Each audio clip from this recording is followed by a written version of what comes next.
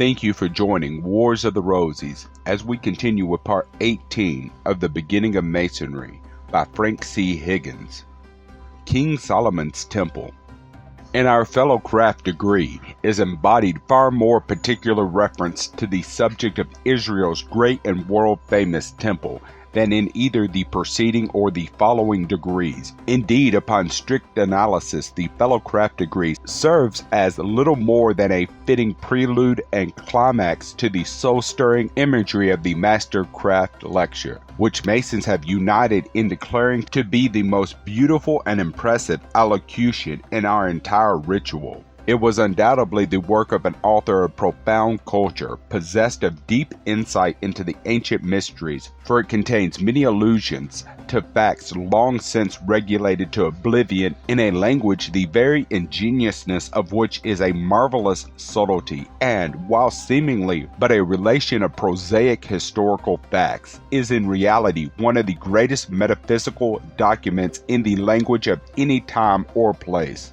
The three principal contemplations of the ancient philosophical mind were God, the universe, man. The supreme science of the universe viewed physical man as at once the temple of God and the home of spiritual man, thus investing the human individual with the same responsible stewardship that any master might reasonably exact from the servant, whose duty it was to keep his residence pure and undefiled. The teaching of salutary truths has ever been best accomplished, according to the Oriental ideas, in the form of picturesque allegories and imageries, which take hold upon the imaginations of the young and serve an admirable purpose in fixing upon the mind important truths, dissimulated to the profane, but intense in meaning and purpose to the initiate. The sacred books of the world have all, without exception, been composed with this end in view.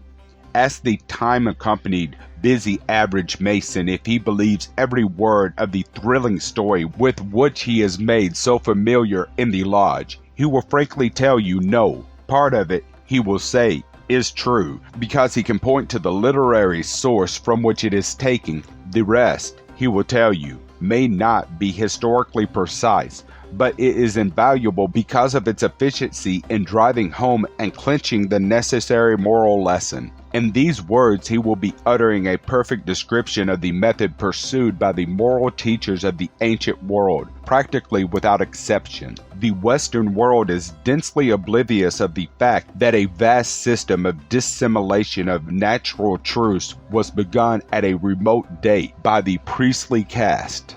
Multitudes were unable to seize the idea of reality upon a purely spiritual plane. They could grasp only with the senses, just as the education and liberty of very young children begins with Santa Claus, who later proves to be only Papa.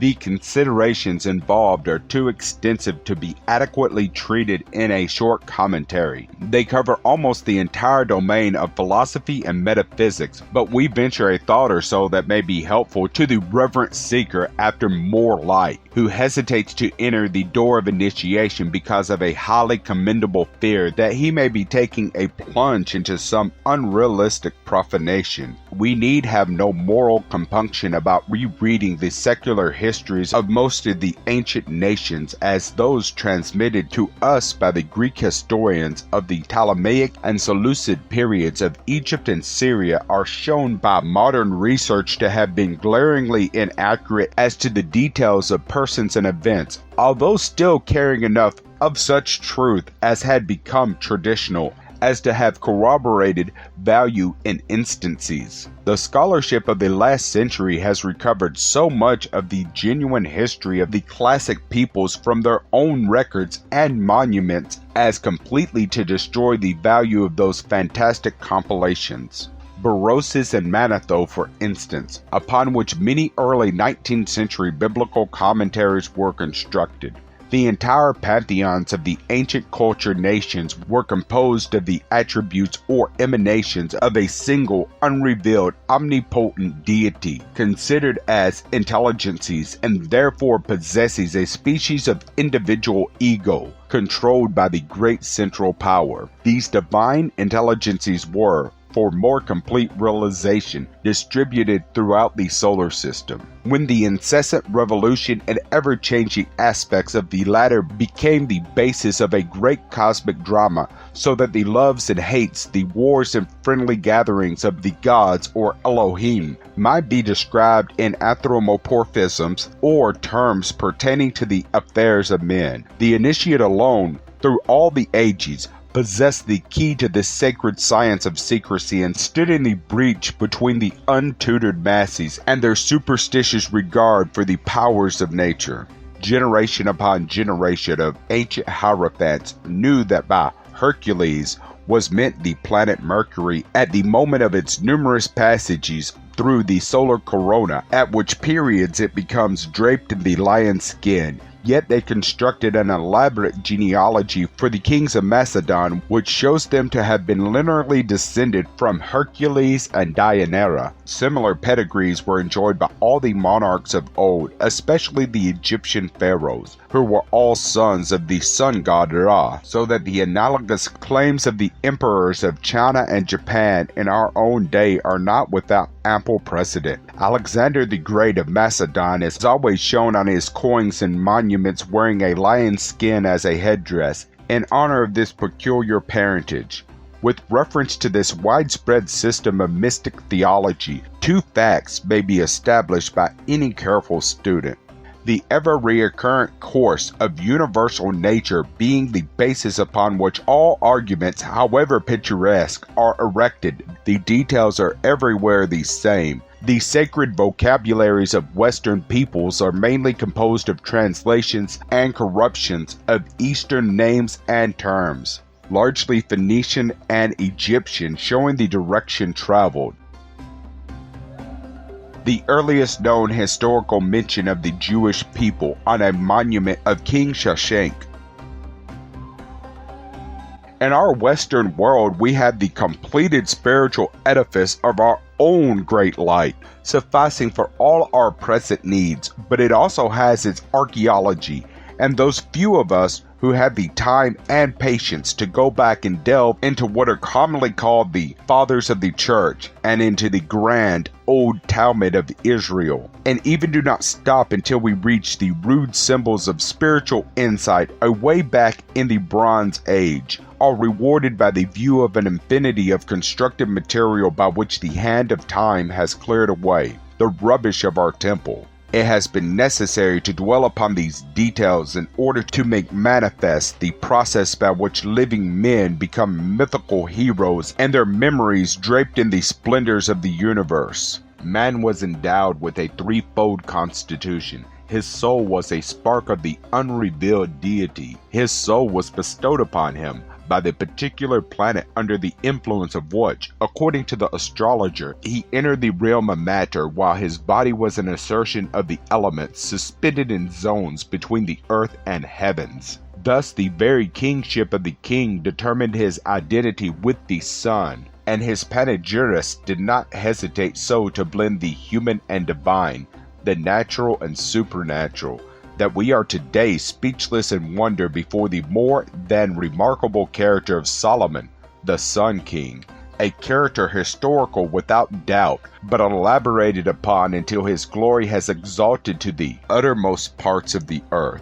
We have, during the last century, recovered the entire and unbroken chronology of Assyrian and Babylonian monarchies. The records of these ancient peoples consist in several instances of complete libraries made up of thousands of clay tablets consisting not only tradition and history, extending back to approximately BC 4500, verified by accounts of astronomical phenomena occurring in different reigns, by which modern savants are able to fix dates to the very hour and minute, but also dictionaries, works on mathematics, syllabaries by which the dead Sumerian and Akkadian writings could be translated into Babylonian, and elaborate records of the dealings of the kings of these countries with surrounding nations. In not one single instance is there the slightest trace or track of an allusion to either a Hebrew nation prior to BC 925 or kings named David and Solomon at all. According to the Hebrew record, these monarchs flourished about BC 1000 to BC 1100, which would render them contemporary with kings Marduk-Nadin-Aki, Marduk-Shapik-Sharim, and Raman-Apel-Edana of the First Babylonian Empire, and Tagath-Plaeser I, Shamshi-Ramman I, and Ashur-bel-Kala of Assyria. As to Egypt, the biblical Ptolemaic period lies parallel to that of the later Ramesside kings of Thebes, and precedes that of the Shashank of Buddhists, whose inscription on the walls of the great temple of Karnak, including the king of Judah among the list of his prisoners in an expedition, is the first secular reference to the latter people. This king is presumed to have been Rehoboam, whose father and grandfather were the individual monarchs immortalized under the names of David and Solomon. Jiju, king of Israel in the reign of King Shalmaneser II of Syria, was the first biblical monarch whose name was actually recorded on a contemporary monument in BC 800. It is a long-forgotten fact that all the ancient Hebrew names beginning with the ineffable Tetragrammaton are Kabbalistic constructions upon a system borrowed from the Chaldeans, who were an equally Semitic people and the rootstock of the Abrahamic tribes. Not only was each of the 22 letters of the Hebrew alphabet a number, so that geometrical and mathematical formulas expressed in letters become words, but the three Hebrew letters, A, Z, and J, represented the elements earth, water, and fire respectively. CH, V, H, TH, L, M, N, S, O, TZ, Q, SH, the 12 signs of the zodiac, beginning with Eris, and G, B, D, K, P, R, T, the menorah, or Saturn, Jupiter, Mars, Sun, Venus, Mercury, and the Moon. Thus, all the possible astronomical aspects of heaven either spelled words already known or suggested new ones. Where science and theology meet, a Druidical stone circle. The name Solomon is as completely Kabbalistic as the powers attributed to the great founder of our craft, but it antedates its use as that of Israel's king. For we have a king of Assyria at BC 1300, named Shalmaneser, the construction of whose name, from SLMN, and the word Sar, meaning king, is an unequivocally King Solomon, as the latter in English. Why then were these letters employed? No one could fail to find them aligned in the Hebrew alphabet as representative of the values 60, 30, 40, 50, the sum total of which is 180, or the semicircle of the sun's daily journey from east to west and nightly voyage through the underworld from west to east. It also represents the passage of the sun from the sign of Leo, the lion, through Virgo, Libra, Scorpio, and Sagittarius, causing it to describe the royal arch of which Libra, the highest of the 12 signs, constituted the keystone from BC 1835 to AD 325. This passage through 5 signs constitutes the completion of each year's symbolic temple to the author and giver of all good, represented by the element fire and the earth sign Taurus, corresponding to the letter A, as well as V, Aleph, and Ox, and 2 signs of Gemini in each case, suggesting the analogy between Hercules and Apollo, Tammuz or Adonis, of later eschatology, and the 2 sons of David, Jedediah, meaning God's strength, and Adonijah, meaning God's love. Hercules, as the Tyrian Melkarth, or Melek-Kartha, was Hermes, king of the city of Tyre, and Apollo Hermes, the divine wisdom who accompanies the sun, the nearest of all his planetary retinue, until in pursuance of the divine order the planet Mercury falls in this thrice yearly circuit about the Lord's day, as the latter passes the sign of Libra, the highest of the 12. The story of Solomon and his temple is not a mere chronicle of historical events, but employing actual events as personages of far less contemporary historical importance than represented as the basis of fact. The transcendent literary and spiritual genius of Israel wove a marvelous fabric of oriental splendor, the object of which was to display the glory of Jehovah in his universe in such a manner as indelibly to impress it upon the minds of men for all time. The symbolism of the universe by means of a temple edifice may be traced in the earliest Mesopotamian monuments. They were originally conceived as gigantic sundials constituted by erecting a circle of 12 upright stones around a central altar. These were the ancient Palestinian gilgals and were the patterns for the latter Druidical circles. A study of their shadows enabled the priests to predict the changes in the seasons,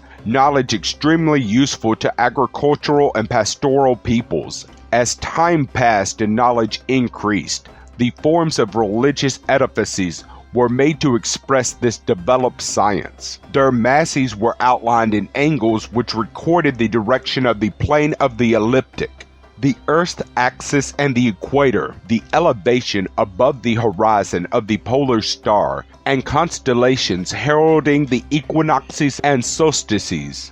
Far antedating the periods of Egypt were the step pyramids or seven-storied ziggurats, as the temple observatories were called among the Assyrians, Babylonians, and Chaldeans. They did not embody all the details of the Hebrew description, but they were the original King Solomon's temples. Thank you for watching, and please don't forget to share, like, subscribe, and comment. And if you can, please consider donating to Wars of the Rosies. Links to PayPal and Patreon are in the description. Thank you so very much.